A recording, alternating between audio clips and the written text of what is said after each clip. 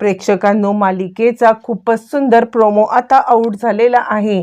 मुळातच प्रियाने या दोघांना मारण्यासाठी जी काही सुपारी दिलेली आहे ती आता महिपत आणि नागराज यांना, पण त्याच वेळेला प्रियाचं भांड असं काही फुटत अर्जुन सायली अश्विनचे डोळे मात्र एका झटक्यात उघडणार आहेत। आतापर्यंत कटकारस्थानं करणारी आता ही प्रिया या सगळ्यामध्ये टोटली पूर्णपणे आता अडकली जाणार आहे, ज्या वेळेला अश्विनच्या समोर हे सगळं रूप येणार आहे।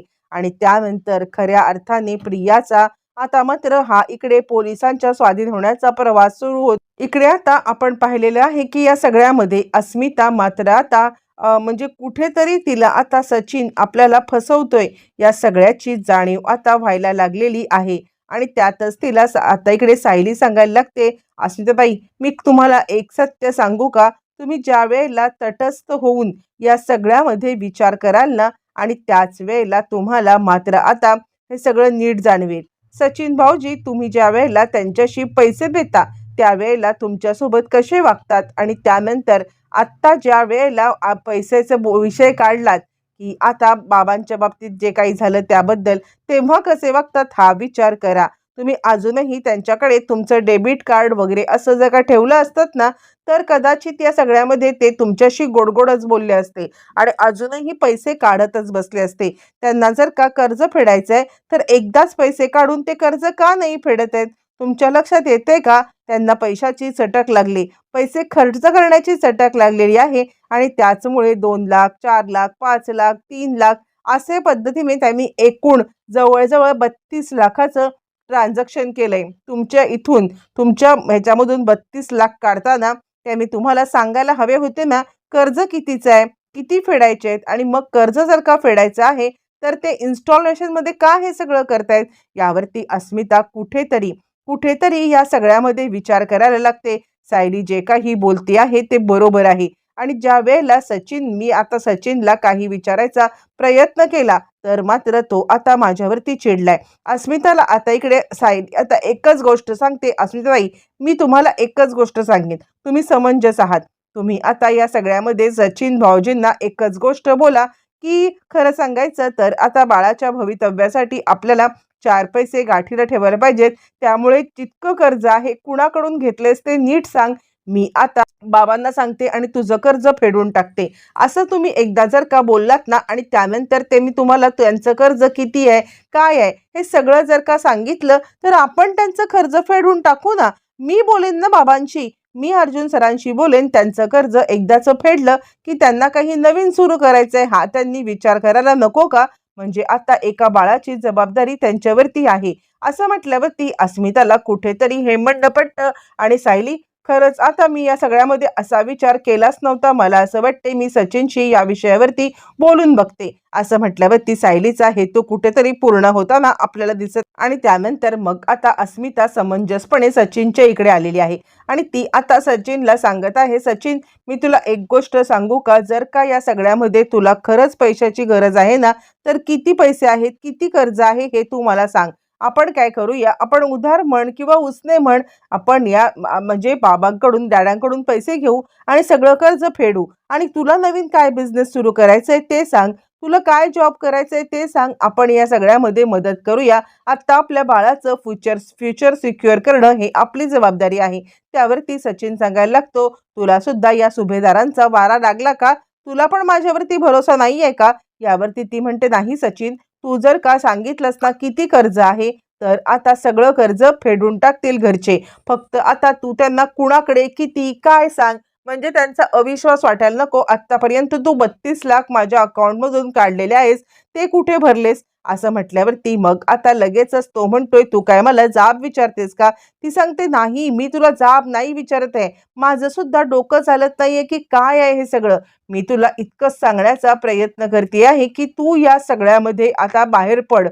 मला अर्जुन सैलीचं म्हणणं पटतंय, कुठेतरी तुला या सगळ्यातून बाहेर पडायला पाहिजे आणि बाहेर पडला नाहीस ना तर आता सगळ्या गोष्टी कठीण होतील। यावरती तो म्हणतो, ते काही नाहीये, तुला मला पैसे द्यायचे नाहीत ना तेवढंच सांग, त्या बाकी काही बोलू नकोस असं म्हणत तो तिकडून रागाने निघून गेलाय. आता कुठेतरी अस्मिताच्या लक्षात आलंय की या सचिनचं काहीतरी काळबेरं चालू आहे. याची कुठे किती कर्ज आहेत हा सांगायला मागत नाहीये, म्हणजे ह्याचं काहीतरी आहे असं आता अस्मिता विचार करते आहे. आणि कुठेतरी इकडे सायलीमुळे तिच्या डोक्यात प्रकाश पडलाय. बरं, तो इकडे आता एका दोघांनी प्लॅन केलाय आणि साक्षीला त्यांच्या प्लॅनिंगमध्ये सामील केलंय. साक्षीला प्लॅनिंगमध्ये सामील करत आता मात्र इकडे महिपत सांगतोय, काळजी करू नकोस.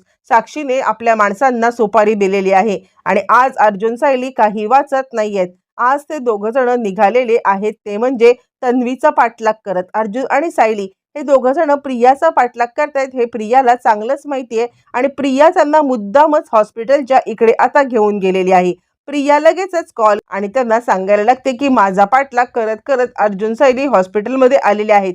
म्हणजे आता मी नक्की काय करते किंवा आता मी सगळं कसं हँडल करते हे पाहण्यासाठी अर्जुन सायली माझ्या मागावरती आहेत आणि माझ्या मागावरती राहून आता ते माझा पाठलाग करतायत. त्यामुळे तुम्ही एक काम करायचं, जिथे हॉस्पिटलच्या इथे दोघं उभे आहेत ना तिथल्या तिथे त्यांना आता उडवून टाकायचं.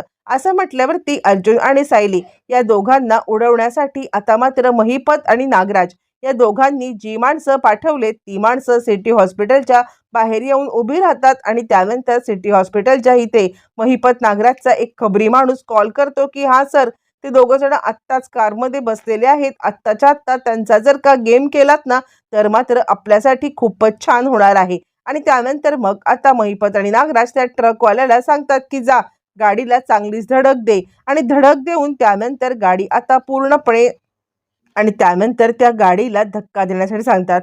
पण या मुळातच गाडीला आता इकडे ब्लॅक ती जी स्क्रीन असते ती स्क्रीन लावलेली आपल्याला फ्रंट साईडला दिसत आहे आणि त्या कारमध्ये कुणीच नाही आहे हे सुद्धा स्पष्ट दिसतंय. ड्रायव्हिंग सीटवरती ना कोणी ड्रायव्हिंग करतंय आणि साईडच्या सीटवरती ना कोणी बसलंय आणि मुद्दामच ती एक ब्लॅक कलरची स्क्रीन असते जी आता उन्हापासून प्रोटेक्शनसाठी लावली जाते, ती आता गाडीला लावलेली दिसते. आणि ह्या सगळ्यामध्ये आपल्याला अंदाज आलाय की अर्जुन आणि सायली यांना समजलेलं आहे की मुळातच आपल्याला मारण्यासाठी प्रियाने काहीतरी ट्रॅप रचलाय आणि म्हणूनच हे दोघं जण मात्र ऐत्या वेळेला तिकडून बाहेर पडलेले आहेत. आणि त्यानंतर मग आता इकडे ती कार अर्जुन आणि सायली यांची आहे आणि त्याचमुळे मीडिया समोर आता मात्र खूपच मोठा धमाका झालाय. म्हणजे मुळातच हा धमाका केलेला आहे तो म्हणजे अर्जुन सायलीनेच.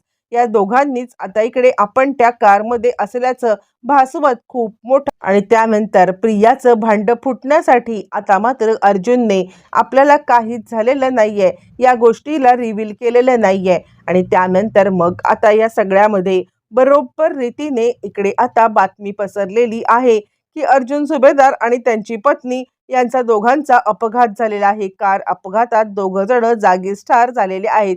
या गोष्टीमुळे एक गोष्ट अशी घडलेली आहे की प्रिया मात्र आता निश्चिंत झाले आणि त्यानंतर खऱ्या अर्थाने प्रियाचं भांडं आता फोडायचं ठरलेलं आहे. इकडे सगळेच जण खूपच गडबडलेले आहेत आणि ज्या वेळेला ही बातमी समोर आले सगळ्यांनाच खूप मोठा धक्का बसलाय. सगळेच जण आता हदरलेत. अर्जुन, सायली असं म्हणत प्रतिमा, रविराज, त्याचबरोबर इकडे आता कल्पना आणि सगळेच हादरलेत आणि सगळ्याच घरामध्ये एकच अवकळा पसरलेली आहे. पण त्याच वेळेला मात्र आता प्रिया इकडे खूपच खुश झालेली आहे आणि त्यानंतर ती लगेचच भेटायला आलेली आहे नागराज आणि महिपत यांना. मुळातच आता इकडे नागराज महिपतने तिचं जरी काम केलेलं असलं तरी प्रिया मात्र या सगळ्यामध्ये त्यांना आता टांग देणार असते. म्हणजे आता 8 दिवसामध्ये मी तुम्हाला सोडवेन असं सांगून जी प्रिया त्यांच्याकडून हे काम करून घेते त्याच प्रियाने आता मात्र इकडे एक वेगळाच प्लॅन रचलाय त्या वकिलाच्या मदतीने. आणि त्यानंतर प्रियाचा दुसरा प्लॅन चालू होतोय. पण प्रियाला माहित नाही की तिच्या पॅरलल इकडे अर्जुन सायलीचा वेगळा प्लॅन चालू आहे. प्रिया महिपत आणि नागराज यांच्याकडे आलेली आहे आणि आता महिपत सांगायला लागतो, हे बघ, आम्ही आमचं काम पूर्ण केलंय. आत्ता जर का आम्हाला टांग देण्याचा प्रयत्न केलास ना तर मात्र तुझं काही खरं नाहीये. त्यावरती प्रिया म्हणते, अजिबात नाही. हे बघा, हे वकील, उद्याच तुमची हिअरिंग आता कोर्टामध्ये लागणार आहे. बिलकुल टेन्शन घ्यायचं नाहीये. असं म्हणत प्रिया आता त्या वकिलांना या दोघांची भेट तर घडवून देते. पण आता प्रियाला माहित नाहीये की आता म्हणजे ह्या दोघांना माहित नाहीये की प्रिया आपल्या विरुद्ध किती मोठं कारस्थान रचते आहे ते. आणि इकडे तो अश्विनला फोन आलेला आहे, तो म्हणजे अर्जुनचा. अर्जुन अश्विनला फोन करतोय आणि फोन करून त्याला आता असं काहीतरी माहिती सांगतोय की ज्याच्यामुळे अश्विन आता हादरलाय. आणि त्यानंतर मग आता अर्जुनने जी काही माहिती सांगितले त्यानंतर आता मात्र प्रियाने हे सगळं केलेलं कारस्थान समोर आलेलं आहे अश्विनच्या. आणि त्याच वेळेला अर्जुन आणि सायली हे दोघ जण घरी आलेले आहेत. ज्या वेळेला अर्जुन आणि सायली अशा अवस्थेमध्ये घरी आलेत त्यावेळेला मग आता इकडे सांगायला लागतो तो म्हणजे अश्विन, दादा वहिनी तुम्ही ठीक आहात ना? इकडे कल्पना सुद्धा आता खूपच खुश होते. अर्जुन, सायली तुम्ही ठीक आहात ना? तुम्हाला काही झालं तर नाहीये ना? त्यावरती अर्जुन आता सांगायला लागतो, नाही मम्मा आम्हाला काहीही झालेलं नाहीये. मुळातच या सगळ्यामध्ये अश्विनला मी पुरावे पाठवलेले आहेत की आमचा ॲक्सिडेंट तन्वीने घडवून आणला आहे. मुळातच आता इकडे ही तन्वी नाहीच आहे, ही तोतई प्रिया आहे. आणि या सगळ्याचा मी आता अश्विनपर्यंत सत्य पोहोचवण्यासाठी आम्ही हे सगळं नाटक केलं होतं. त्यावरती अर्जुन म्हणतो, दादा तू जे काही पुरावे पाठवलेस ना ते पुरावे आता इकडे मी सगळे पाहिलेले आहेत. पण मलाच कळत नाहीये की हे सगळं तन्वी का करत होती. आणि त्यावरती अर्जुन म्हणतो, अश्विन मी तुला तेच सांगण्याचा प्रयत्न करतोय. मुळातच ही तन्वी नाहीच आहे, ही आता तोतई आहे. ही तोतई प्रिया मात्र ज्या वेळेला आपल्या आता आयुष्यात आले ना तिथपासून आपल्या आयुष्याचे हे आता भोग सुरू झालेले आहेत.